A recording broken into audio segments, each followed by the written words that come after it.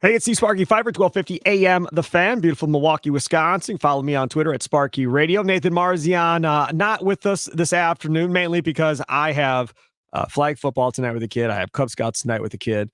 And we have to record after, usually at night, because Nathan has a real full-time job where he can't do this during the day. So I was like, hey, man, you good if I do this by myself? He's like, yeah, that's fine. Go ahead. So I reached out to my guy, Jim Owczarski, and I was like, hey, dude, any chance you want to hook up? And he said, sure, dude. So Jim Owczarski, Bucks beat writer from the Milwaukee Journal Sentinel. Follow him on Twitter at Jim Owczarski. And a great piece that you just had up on Malik Beasley. And it's really it's a different perspective that you probably don't get from a lot of guys because, again, Middleton hasn't really hit free agency. Giannis hasn't really been out there. Holiday, they got in a trade, and he signed before he really got there. But Beasley got there and then realized, oh, crap, the market isn't what it's supposed to be for me, and then had to figure out what he had to do from that point, Jim. Yeah, it's so Malik Beasley ends up in Milwaukee because Los Angeles declines a $16.5 million option, right? And so, he had said that, hey, maybe I could have gone back to LA for a different number. But I think Sparky, he was sort of looking ahead, right? And thought, hey, coming to Milwaukee, playing with Giannis and Chris at the time, the Lillard trade hadn't happened. Right. He saw, Pat Connaughton and Grayson Allen and Joe Ingles and all those open threes. And quite honestly, and I give Malik credit for this. I mean, he knows that guys who come to Milwaukee in these last 4 or 5 years, they get paid. And so that was part of it too. But yeah, he was like, hey, okay, well, if I'm going to have to take what I feel is like below market value, in his eyes, why not go to a place where I can maybe reach that market in a year going forward? So yeah, he was pretty open about that. And then obviously the Dame trade happened, and sort of like anything else where it's like, all right, well, I usually shoot 40% from three. You're gonna leave me open for stuff? Like, he's like, all right, I'll eat like that every day if that's what wants to happen. And obviously, if you're the Bucks, the focus is more on the defensive end, where you hope, he's invested in that and into it. And, at least for now, Sparky, he says he is. He understands that that's an important part of this if he does want to reach, a next contract. So, we'll have to see how it plays out. The interesting part to me, there's a lot of interesting parts in that piece, but another interesting part was when he was talking about the LA gig, where I come in doing one thing, Austin Reeves takes my job essentially, because he was playing better. And he wasn't complaining about it or nothing like that. He's like, hey, it happens. Like, whatever. He was playing better, so he took the job. I like that as a fan because it's like, okay, he wasn't bitter. He wasn't jealous or nothing like that. Or at least that's not what it appears to be. At least when you did the interview, he was just like, all right, he outplayed me. He got my job. And right now it looks like, tell me if I'm wrong, that it looks like he's going to be the fifth starter in this lineup. Because if the head coach comes to you and says, hey, man, you're going to defend their best player out in the guard and the wing position, he's got to start. Like, you can't go tell him, hey, you're going to get the best guy on the floor, but you won't get him till the second quarter. Cool. All right, cool. Like, no. I mean, he hasn't officially announced the starting five. Beasley started the first 2 games. I think it's his job at this point. Like, I would be genuinely shocked if on opening night he's not starting. Yeah, I think it's definitely trending in that direction, Sparky. And I got it from Griffin's point of view. You're not just sort of handing that spot to someone, right? Especially, look, Pat Connaughton has equity on this team. Marjon Beauchamp has equity on this team. And as we said, Malik comes in with, some questions on, is he going to defend at the level Adrian Griffin wants? So the coaching staff is probably like, hey, we need to see you do something. We need to see you do this in practice in some of these preseason games, defensively to get this job. And you're right, to start on Zach LaVine, to start on Desmond Bane. I'm guessing they're going to throw him out against the Lakers and start with the big, not the big 3, but the big 2 in LA on this weekend. It feels that way, but you're right, Spark. I could see Adrian Griffin kind of holding off on like announcing that, just for the sake of, competition, so to speak. That's kind of the other thing when we kind of look at this Bucks team right now is you brought up the fact of, well, Connaughton's got equity and Marjan Beauchamp has equity, but do they? It's a whole new coaching staff. These dudes don't know anybody. They're not entitled to anybody. Like Pat Connaughton was Bud's guy. Brooke was Bud's guy. Like Bud had his guys, and most coaches have their guys, right? That they like for whatever the reason may be. And now, just like if you get a new boss at work, you got to start all over. Everybody's back to baseline zero. Yeah, your pay is what it is, clearly, but it's almost like you have to reprove yourself that you deserve to be in your role or whatever role that is. And I kind of feel like outside if your name is Giannis, that's kind of where everybody is essentially coming in. And now Lillard obviously is good like that. But these role player guys, these bench guys, they all have to start over. I mean, I get yes and no. I mean, I think Adrian Griffin was truthful when he says, "Hey, look, this Bucks team has been very good. There's no need to tear it down and redo stuff." So that's why I sort of meant, Pat has a respect level, and even Marjan is a second-year emerging player. I mean, he got in all that summer work, right, with his new coaching staff. So I don't think they weren't going to gift Pat Connaughton, for instance, the starting shooting guard job. But if Bud was here, Patsy would have been gifted the starting shooting job, and Beasley would have been coming off the bench. That's what I'm telling you. I think is a big difference. If Bud's the coach, Connaughton's starting. I don't think there's any question about it. I don't know. Bud's not the coach, so I can't say that. But but I get what you're saying in that sense. Yeah, it's a new head coach. Bud did have a certain way and the way he approached his guys in that way. Some players didn't play, right? Jay Crowder told me at the end of last season, like, what am I doing here? And maybe that's one of the reasons for the change is communication's a little different this year, etc. But I do think, there's respect for those guys where it wasn't just going to be, hey, Malik Beasley, you were signed, traded Grayson Allen, you're the guy. Like, I feel like he's the one who had to prove something as opposed to Pat. I mean, Marjan probably as a second-year player would have really needed to gone way above and beyond anybody's expectation to actually earn that spot. But like Pat in particular, Sparky, I think, look, if something had happened, if Beasley got hurt or it just wasn't work, whatever it may be, I think Pat had enough built up, especially his chemistry with the rest of the team, even with Dame at this point, right? As a former teammate, yeah. So, I mean, I get what you're saying with Bud, but I do think, at least in Pat's case, there's a respect level for what he could bring to this team. It drives me nuts. He drives. I'm not a Connaughton guy. Never have been a Connaughton guy. I think he's a high energy guy that gives good effort, can help you in transition. And Marjan is a Patsy guy. And anytime Patsy goes cold in the regular season, he goes, it doesn't matter. It's about playoff Pat. And when the lights go on, the three start falling for Connaughton, and away we go. And it doesn't matter. Now, Marjan will also tell you that he's on the train to trade Bobby Portis and has been all summer.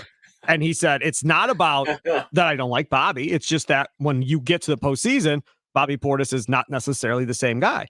And defensively, Bobby Portis doesn't help you enough necessarily in the playoffs to be a big thing. Because that's where Nathan's at now. Like, this is about winning titles while we have Giannis. I don't care about the regular season. It's about the playoffs. It's like being a Packer fan when you had Rodgers and Brett Favre. It's the same type of mindset. I get down with it. I get it. Portis, apparently he keeps talking about the Sixth Man of the Year award. They brought it up on the last couple of telecasts. I asked Nathan on the last podcast, do you think he can win Sixth Man of the Year? I'll ask you, do you think Bobby Portis can win Sixth Man of the Year? Because for me, we went back and looked. It's like every 5, 6, 7 years a big man wins it. Outside of that, it's guards for the most part. So I think it's a tough award to win if you're a big to begin with. And then on top of that, knowing that when Portis is on the floor, more than likely Middleton, Giannis, or Lillard, one of those three will probably be on the floor with him still, because odds are they're not going to rest all three at the same time, or at least I hope they don't. I mean, of course he can win it. I mean, I finished third last year. I mean, I had a vote. I did vote for Brogdon. I actually voted for Malik Monk in Sacramento. And then there Bobby. You go. And, not to relitigate the past, but really what I had looked at with that was I think Bobby was hurt in the voting because he had to start so many games. Yeah. Because Giannis misses so many games. And that's sort of why, like, I find the trade Bobby Portis stuff so amusing. It's like, does everyone not remember that Giannis missed 15 to 17 games a year? Somebody has to start. So Bobby comes in and gives you 18 and 12. Like that's Again, for Nathan, it's about the postseason. It ain't about the regular season. He don't care about the regular season. You know what? I mean, you got to do one to get to the other. And if Giannis is healthy, then great. Bobby's used in matchups, but like you got to get to that point, right? And look, and under this new coaching staff, who knows? I mean, if what Portis's role might be, in different scenarios. I mean, I'd argue that one of the reasons there is a coaching change is because Bobby Portis and Brook Lopez were misused in that Heat series with Giannis being hurt, right? So yeah, Bobby can win that award, and I think what will help that.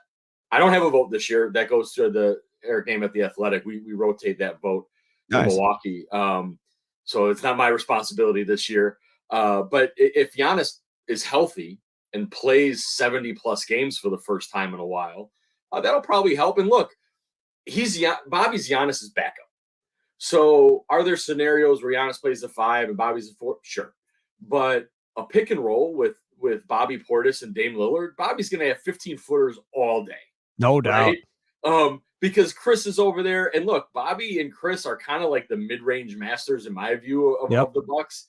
Those guys are going to have those all the time. It's kind of interesting, Sparky. Bobby hasn't attempted a 3 yet this preseason, and his 3-point usage kind of really went down last year. And I think some of that had to do with, again, playing for Giannis so many games. So I'll be curious to see if that like continues to a degree, or if now with Dame as a different kind of pick and roll partner, Bobby does get some more, hey, no, we need you to space back out like that championship season, right?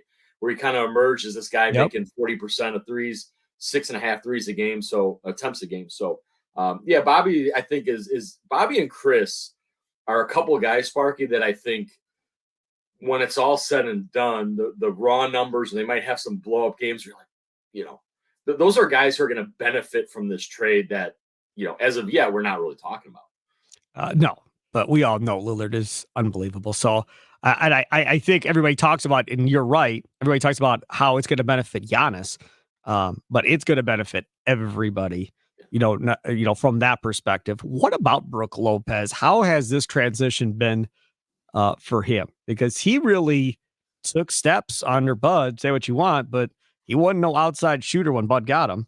And he became an outside shooter and completely changed how guys have to play him. Now, he went away from his bread and butter for his whole career of playing inside for the most part. And that drove me nuts in instances that I would complain about on this podcast where like, hey, if you're not hitting threes or Giannis is hurt and not playing in a game, then throw the ball back down to him and let the big guy go back to work again like he used to do. Like get some easy baskets if Giannis isn't in the game or hurt like he was in that Heat series. Get Bam in foul trouble, whatever. And once Bud got in Bud's mind of what Bud's going to do, that's what he did, and that's fine. But how is the transition going for Brook? Have you seen any differences of what you've been able to see so far? I mean, I think the biggest thing that we'll see that's obvious will be the defensive change.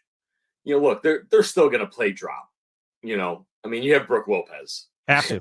Yeah, I mean, he should have won Defensive Player of the Year. He had my vote. Why would you spend $25 million a year now to bring him back and then not let him do the stuff he's elite at? Yep. So we'll see some drops. But that aside, though, Sparky, Adrian Griffin said this, Brooks said this, he is going to be higher up on pick and rolls, which means he won't be the rim protector. He's going to have to trust other guys behind him to clean that up, be it Giannis or whomever. And I think that's going to be the adjustment. Sparky, do you remember there's the regular season game in Sacramento?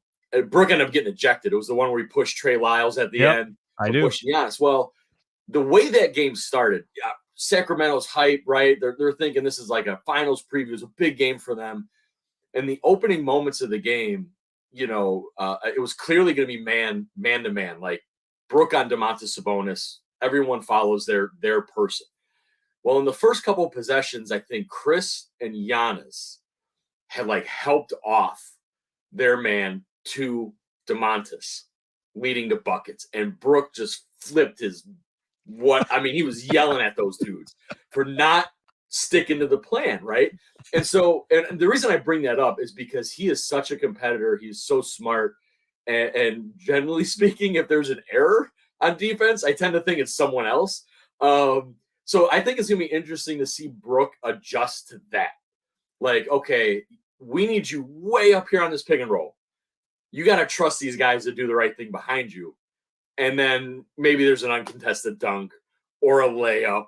And as Brook just, loses his mind because so look, yes, Mike Budenholzer and Brook said this, saved his career, right? I mean, let's be real about it. Like, Bud did a lot of really good things in Milwaukee and John Horst, and that's one of them.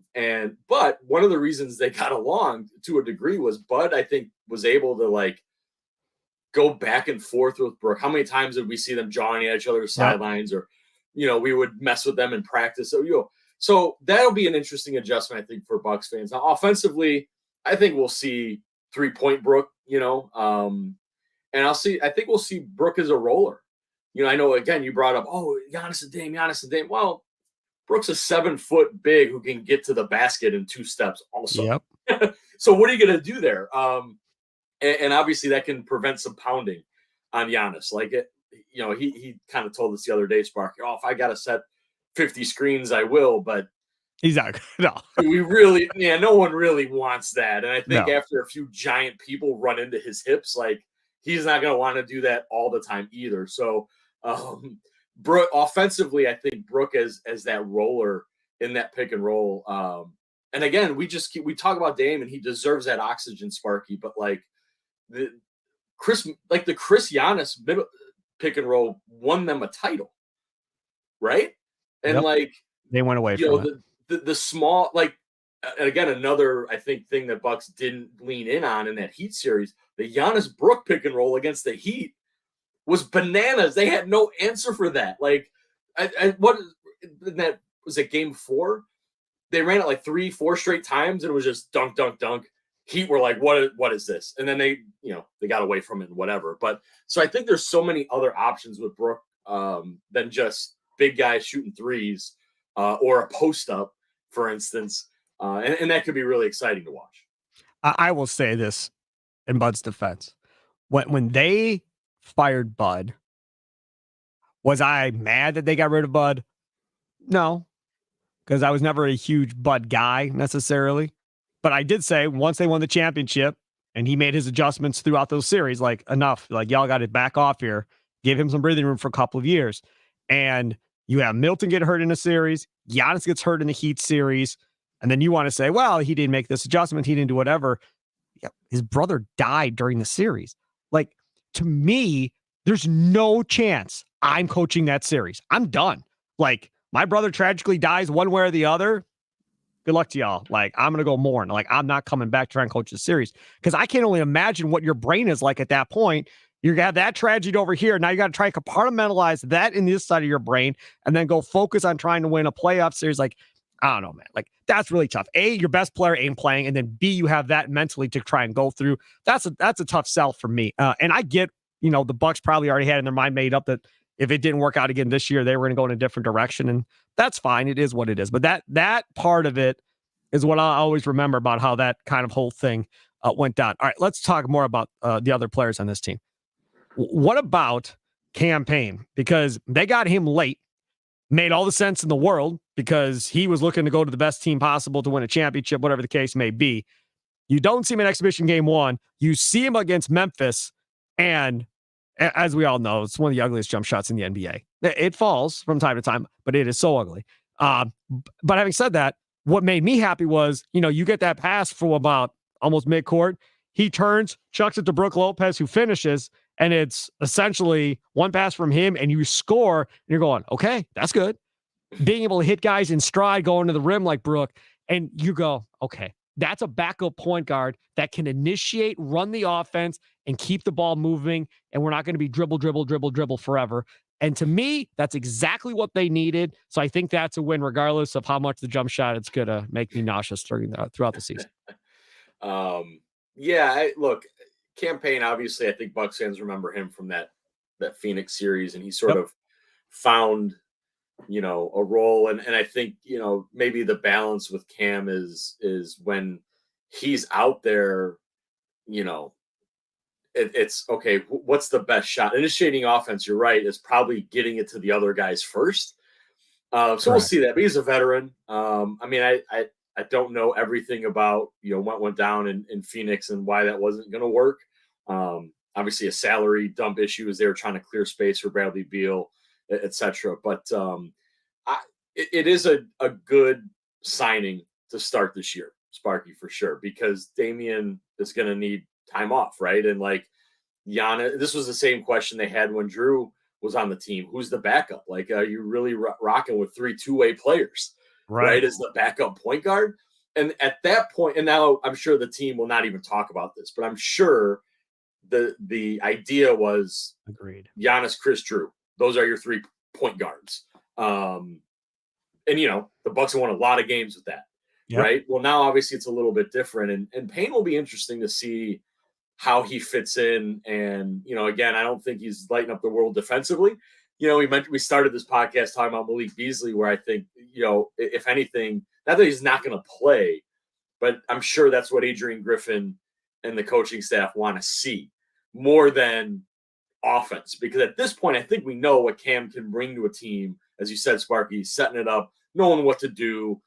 Okay, giving you a little bit of a threat from 3, but hey, are you going to stay in front of your guy enough, right? And do your job defensively. So again, played on a couple teams that have gone to Western Conference Finals, so he knows he's been in those playoff situations. I think that's an underrated part of his acquisition also, Sparky, is, that type of stuff or expectation, etc.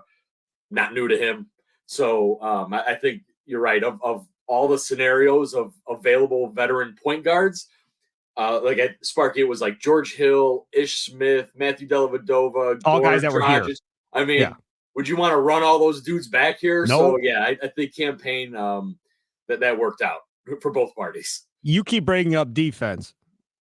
Almost every guy we've talked about, you've brought up defense.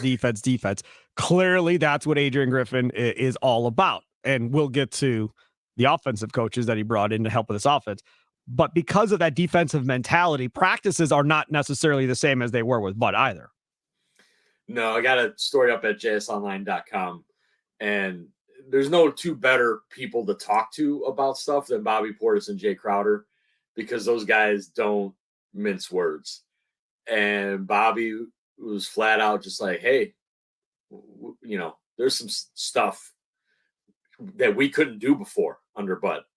And meaning get after one another, be yourself, and maybe be a little physical with your teammates. And Jay Crowder flat out said, he's like, hey, I was surprised. I came here last year, it was kind of country clubbish in practice.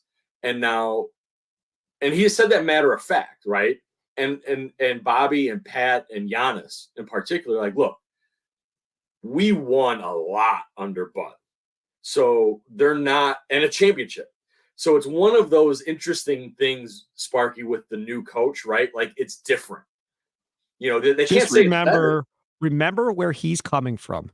Right. He's Adrian Griffin. He's coming from Scott Skiles, Thibodeau, Nurse. Right. Now, Nurse won.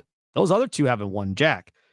Nurse did win a championship. Kawhi Leonard, the 1 year. Yeah. All 3 of those guys have burnout tendencies on their players. So we have to remember that, okay, this is all fine and good. We're going to beat the crap out of each other.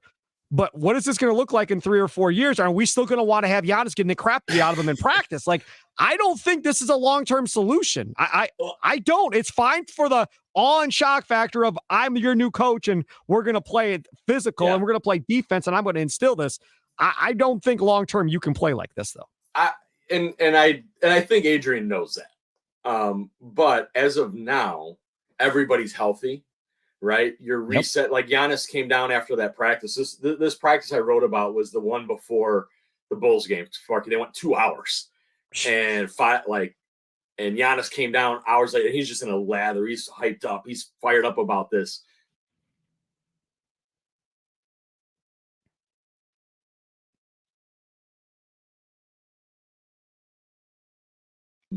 So no, I don't think this is we're doing these practices like this in the regular season. They just don't have the time for that. Right. But this week, I think if you're going to culture, not even culture reset, Sparky, because again, they're very cognizant of how much they won under Bud. Like they won 58 games last year.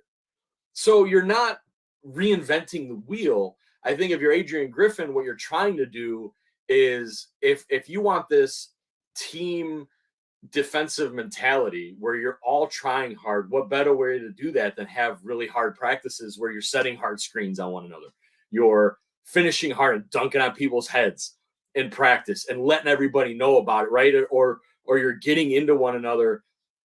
You're healthy, you might as well do it now.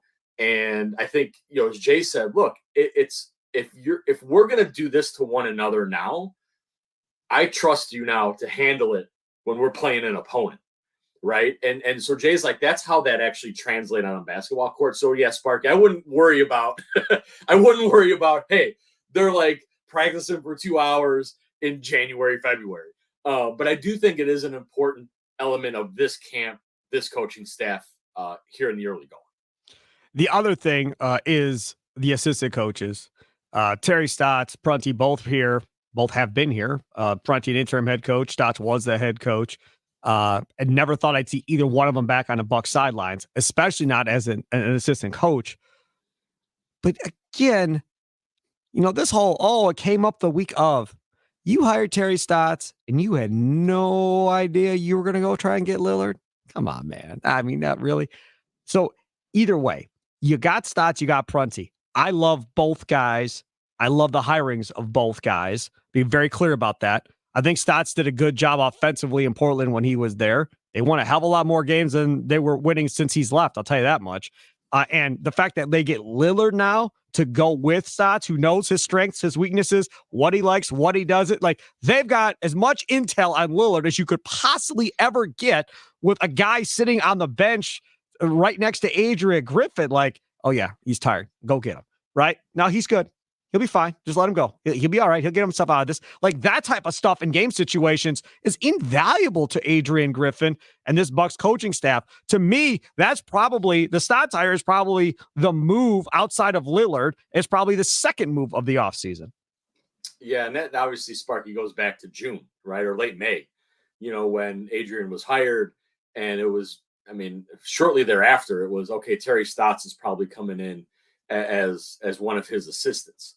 And again, makes sense. First year head coach. So why not hire someone to be at the front of your bench who has been in that chair, right? Who has that feel for things. Sparky, we talking about this on football. I remember, Matt LaFleur was hired, first time head coach, play caller. Oh, does he need, keeping Mike Pettin, right? Why? Penn was a head coach. He'd been like, it's sort of stereotypical in a lot of ways. Sure. I'm not going to get into the conspiracy stuff. Damian, for what it's worth, didn't request a trade until July, didn't approve the Bucks to be on his list until September. So I don't know about all that, but but for sure though, now that it's happened the way it has, Damian became an all-NBA top 75 player playing for Terry Stotts. That's right. And so, look, while it is very simple to run two-man games or run actions for Damian Lillard, without a doubt, it's going to help Adrian to give, I had spent all summer self-scouting what Giannis likes, what Chris likes, what Brooke likes, etc. That all turns on its head. Oh, here's the walking encyclopedia of what Damian Lillard likes, to your point, Sparky. So, look, we were at practice the other day, and Stotts and Lillard are leaning up against the wall, like talking. Here's a guy who I can't underscore this enough for Bucks fans. Like, when he brought his kids in for that welcome event, he, as he said, I've never been traded. He's never been anywhere else. and he literally is moving across the country right before the start of camp, right? So having some of that, like he shouted out Pat Connaughton and Robin Lopez, guys he's played with, right? So yeah, Terry Stotts, big move. Aside from Lillard, super respected around the league as an offensive mind and clearly an unflappable kind of voice to be on the sideline. Joe Prunty too, going back to those Jay Kidd years. I mean, Joe is well regarded around the league as a tactician. Just the fundamentals of coaching, if that makes sense. And then honestly, like Patrick Mutombo, who's really running this defense for Adrian Griffin, was on the staff in Toronto with Nick Nurse. He had some head coaching experience in the G League with the Raptors 905. Really, like he's a name people aren't going to know. Like we don't get to know assistants in basketball like we do in football, Sparky. You could see him and Griffin talking that whole Memphis game back and forth. Yeah, I mean, they were chatting it up the whole game. Yeah, so those two are really aligned in philosophy.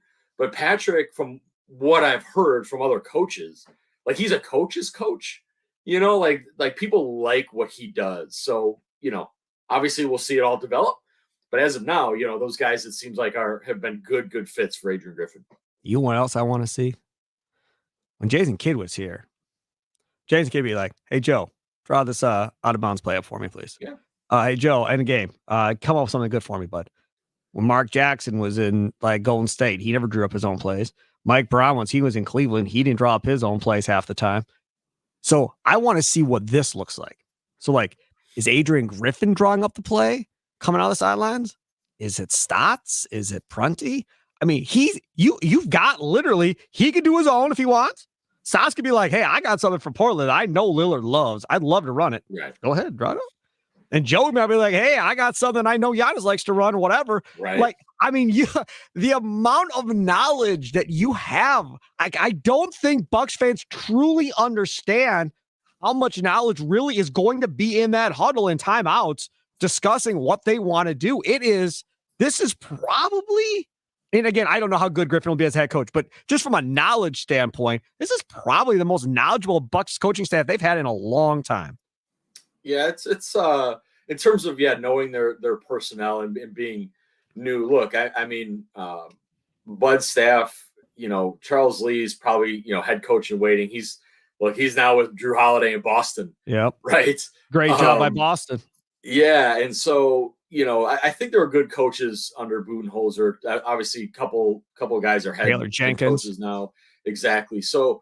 But you're right. Like overall, I think Adrian. Look, I wrote about this sort of the profile of Adrian Griffin and what he brings, and yes, he's X's and O's and all that stuff.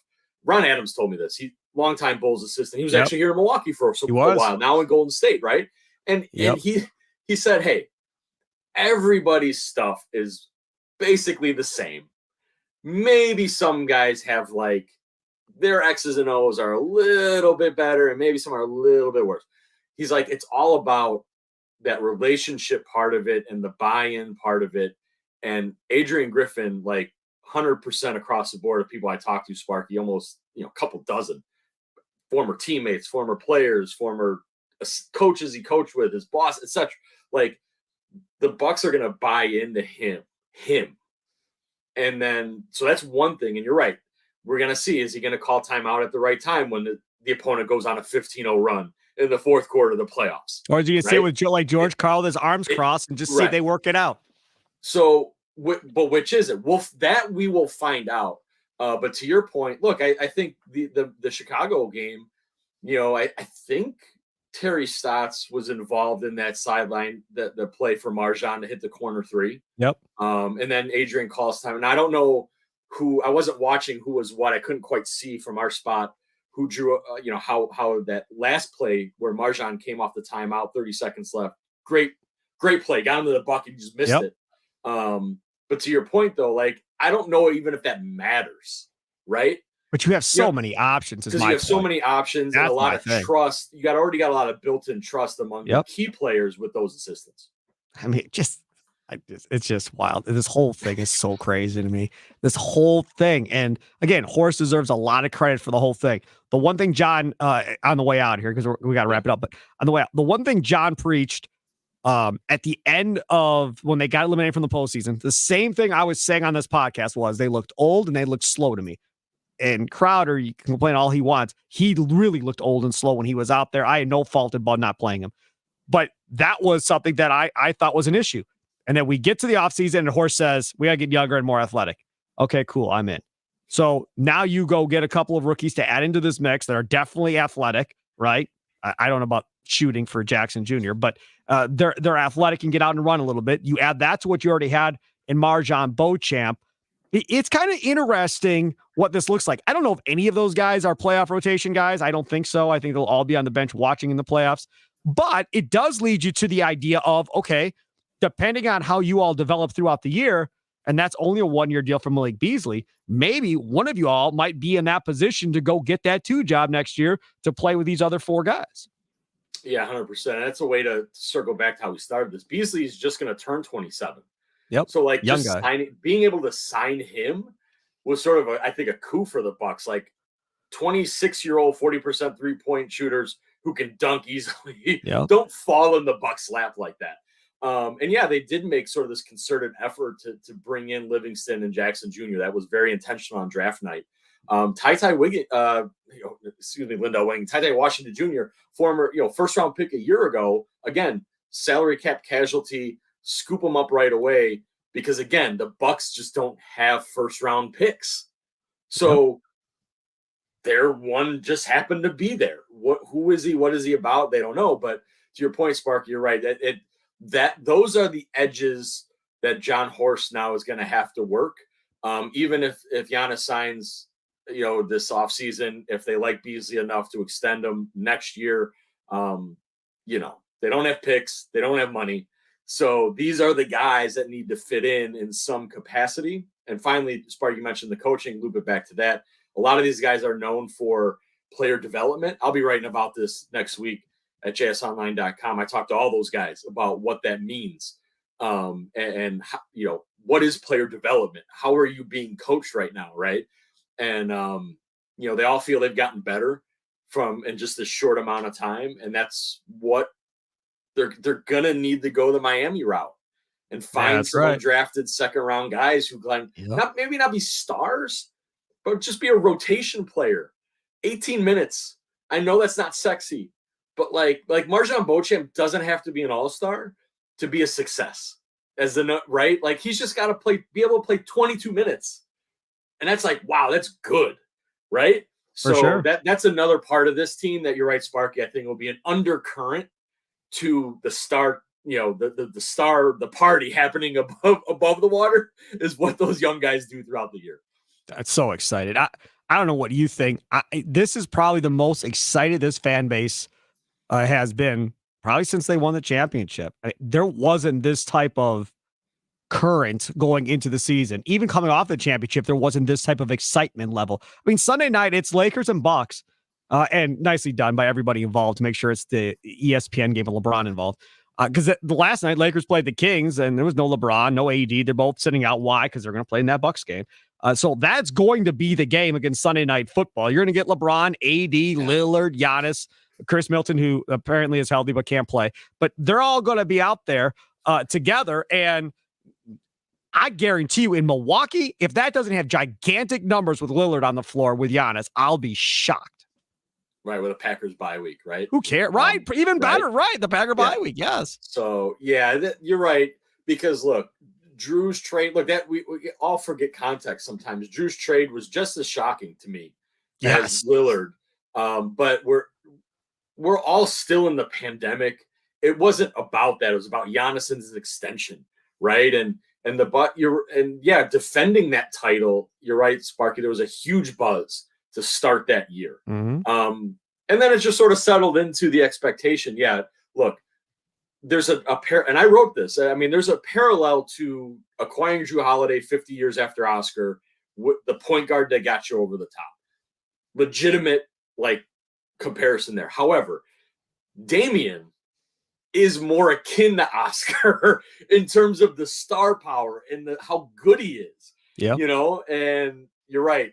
Very, very well put, that the excitement level, and it should be. You've got 2 walking top 75 of all time in Milwaukee, Wisconsin. It's a pretty remarkable thing. That's amazing. He is Jim Owczarski. Follow him on Twitter at Jim Owczarski, Bucks beat writer for the Milwaukee Journal Sentinel. All of his great stuff over there at jsonline.com. As always, Jim Owczarski, thank you so much, buddy. We'll talk to you throughout the year. Hey, man, anytime.